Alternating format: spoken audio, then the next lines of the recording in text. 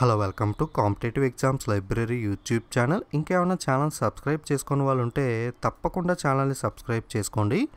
మనకి RRB group D level 1 జాబ్స్కి notification విడుదల చేయడం జరిగింది. ఆర్ఆర్సీ 1 2019 మనకి ఆర్ఆర్బీ నుండి 4 నోటిఫికేషన్లు విడుదల చేస్తామని చెప్పారు కదా. ఒకటి ఎన్టీపీసీ, అలాగే పారామెడికల్, ఐసోలేటెడ్.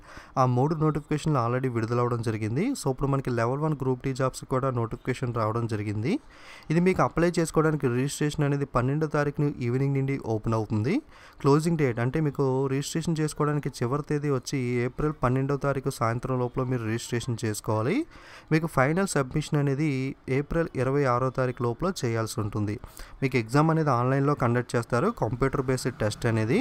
దీని యొక్క ఎగ్జామ్ టెంటివ్ షెడ్యూల్ అనేది సెప్టెంబర్ నుండి అక్టోబర్ మంత్స్లో ఉంటుందని చెప్పి ఇక్కడ మెన్షన్ చేశారు.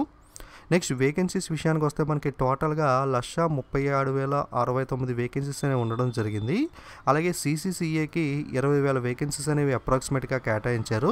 సీసీసీ అనేది ఎవరికి ఎలిజిబుల్ ఉంటుందంటే apprentice trained in railway establishment only. Railway ఎస్టాబ్లిష్మెంట్లో అప్రాంటిషిప్ కోర్స్ చేసిన వాళ్ళకి మాత్రమే ఇది ఎలిజిబుల్ ఉంటుంది. ఒకసారి దీని గురించి క్లియర్గా తెలుసుకోండి ఎవరన్నా ఉంటే కనుక. మనకి అలాగే EWS, OBC, SC, ST, UR, PW ఇలా అన్ని రకాల కేటగిరీస్లో కూడా జాబ్స్ ఉండడం జరిగింది. మీకు అప్లై చేయడానికి కొన్ని మెడికల్ స్టాండర్డ్స్ అనేవి ఉండాలి. A2, A3, B1 మీరు ఆల్రెడీ ప్రీవియస్ నోటిఫికేషన్లో చూసే ఉంటారు. సో మీకు విజన్ అనేది 6/9, 6/9 వితౌట్ గ్లాసెస్, అలాగే నియర్ విజన్ అనేది 6.6, 6.6 వితౌట్ గ్లాసెస్ అనేది A2 మెడికల్ స్టాండర్డ్స్కి ఉండాలి. అలాగే కొన్ని రకాల టెస్ట్స్ అనేవి ఉంటాయి, like colour vision, binocular vision, night vision, mesopic vision ఇలాంటి టెస్ట్లు అనేవి కూడా, ఫాగ్ టెస్ట్ ఇలాంటివన్నీ కూడా మీరు పాస్ అవ్వాల్సి ఉంటుంది A2 మెడికల్ స్టాండర్డ్స్కి. అలాగే A3కి 6/9, 6/9 విత్ ఆర్ వితౌట్ గ్లాసెస్తో మీరు ఈ విజన్ సాటిస్ఫై అవ్వాల్సి ఉంటుంది. నెక్స్ట్ B1కి సంబంధించి 6/9, 6/12 విత్ ఆర్ వితౌట్ గ్లాసెస్. అలాగే పవర్ ఆఫ్ ద లెన్స్ అనేది ఇక్కడ 4D, ఇక్కడ 2D మెన్షన్ చేశాడు. ఎవరైనా సరే ఐసైట్ ఉన్న వాళ్ళు ఒకసారి క్లారిటీగా ఒకసారి ఐ టెస్ట్ చేయించుకుని మీరు ఎగ్జాక్ట్గా ఏ మెడికల్ స్టాండర్డ్స్కి ఎలిజిబుల్ అవుతారో దాన్ని బట్టి మీరు అప్లై చేసేటప్పుడు ప్రిఫరెన్స్ అనేది ఇచ్చుకోండి. ఓకే. నెక్స్ట్ B2కి సంబంధించి 6/9, 6/12 వితౌట్ గ్లాసెస్. అలాగే C1కి 6/12, 6/8, C2కి 6/12 విత్ ఆర్ వితౌట్ గ్లాసెస్ అని ఇవ్వడం జరిగింది. చాలామంది లేజర్ చికిత్స చేయించుకున్న వాళ్ళు ఎలిజిబుల్ అవుతారా అని అడగడం జరిగింది. లేజర్ చేయించుకుంటే కనుక కేవలం మీరు C1, C2 మెడికల్ స్టాండర్డ్స్ ఉన్న జాబ్స్కి మాత్రమే అప్లై చేసుకోవడానికి అవకాశం ఉంటుంది. పైన మెన్షన్ చేసిన ఏ జాబ్స్కి కూడా మీరు ఎలిజిబుల్ అవ్వరు. ఇక్కడ క్లియర్గా మెన్షన్ చేశాడు చూడండి. Candidates who have undergo logic surgery or any other surgery procedure to correct the refractory error or not eligible for the posts having medical standards A2, A3, B1, B2. So మొదటి 4 medical standards పక్కన ఉన్న jobs ఏవైతే ఉన్నాయో వాటికి మీరు eligible అవ్వరు. Laser చేయించుకుంటే కేవలం C2, C1కి మాత్రమే మీరు ఎలిజిబుల్ అవుతారు. ఒకసారి ఇది గమనించండి. నెక్స్ట్ ఏజ్ లిమిట్ అనేది మినిమం 18, మ్యాక్సిమం 33 సంవత్సరాలు ఉండాలి. 1/7/2019 నాటికి.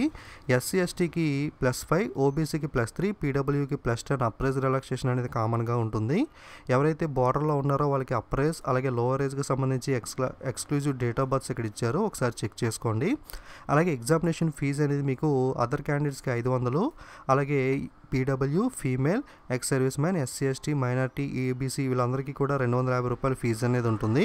మీరు ఎగ్జామినేషన్ రాసిన తర్వాత కొన్ని రోజులకి 500 పే చేసిన వాళ్ళకి బ్యాంక్ ఛార్జెస్ డిడక్ట్ చేసుకుని 390 రూపాయలు, 250 రూపాయలు పే చేసిన వాళ్ళకి 240 రూపాయలు రిటర్న్ చేయడం జరుగుతుంది.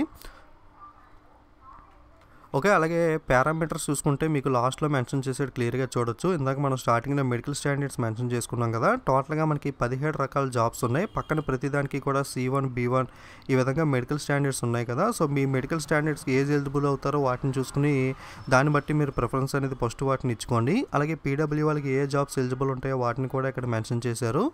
అలాగే మనకి క్వాలిఫికేషన్ విషయానికి వస్తే 10వ తరగతి పాస్ అయి ఉంటే సరిపోతుంది. అంటే 10th క్లాస్ పాస్ అయినా, లేదా ఐటీఐ అనేది ఎస్సీవీటీ లేదా ఎన్సీవీటీ నుండి మీకు ఐటీఐ సర్టిఫికేట్ ఉన్నా, లేదా నేషనల్ అప్రెంటిస్షిప్ సర్టిఫికేట్ ఎన్ఏసీ అనేది ఎన్సీవీటీ నుండి గ్రాంట్ అయి ఉన్నా సరే మీరు వీటికి జాబ్స్కి అప్లై అనేది చేసుకోవచ్చు.